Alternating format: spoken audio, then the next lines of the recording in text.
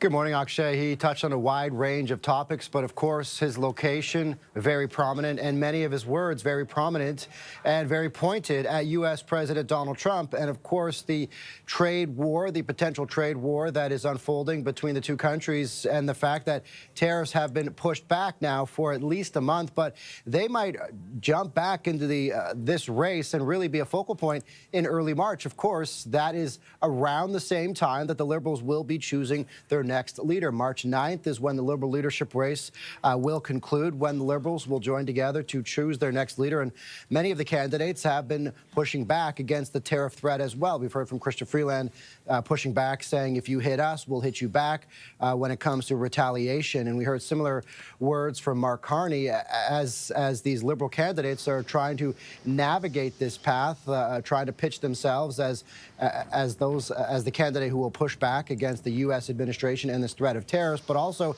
trying to distance themselves as much as possible from current Liberal leader and Prime Minister Justin Trudeau. Here's more from Mark Carney, some of his comments about Donald Trump and this trade war that is unfolding right now. Whether we can influence President Trump is debatable, but I think we can if we listen to what Americans want and respond in ways that are best for Canada. However, we need to be crystal clear about our bottom lines. This proud country will never be part of the United States in any shape or form.